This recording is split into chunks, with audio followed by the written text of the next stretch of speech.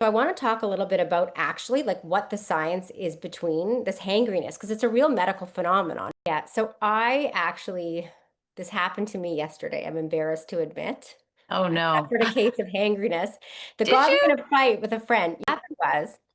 And I'm not on GLPs, but it can still happen. It's just if you haven't had enough calories or haven't eaten enough, it can happen. So I got to her cottage and we were about to go and she had to take a phone call. And I started to get really irritable and impatient that she was Uh, taking this phone call. And I snapped and I just no. became angry. And I was, hey, and then, but in my mind, I'm thinking, I think I'm hangry. I want to talk a little bit about actually like what the science is between this hangriness, because it's a real medical phenomenon. It's not Well, just in that's what I was going to head. ask you. Is this a real thing?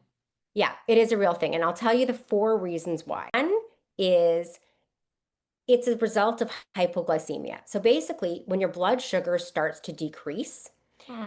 your brain relies on glucose as its main fuel source. When you have Oh. low glucose levels, it impairs brain function, specifically in the areas involved with mood regulation, impulse control, and concentration. So you may not realize you're hungry, but when the blood sugar starts getting low and the sugar to your brain starts getting low, you're likely to start getting in a bad mood.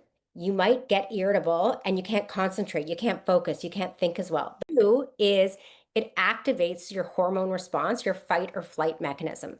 So it increases adrenaline and it increases cortisol because those are ways to increase blood sugar quickly. Okay. So when we all of a sudden get increased adrenaline and increased cortisol, we start to feel irritable, anxious, and aggressive. Then it also is a result of ghrelin. So ghrelin is the hormone.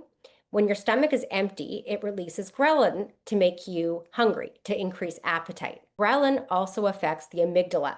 That's the part in your brain associated with emotional behavior. Okay, so high levels of ghrelin are associated with being reactive and emotional. Hmm. Okay. And then the last reason is just personality. Okay. So some people are more sensitive to this tweak, this hypoglycemia. Some people react in the way I mentioned, that hangry. Other people Yeah. get sleepy. Some people just want to lie down. Yeah. So it just depends on your personality. It's a real thing and it's something not to brush off lightly.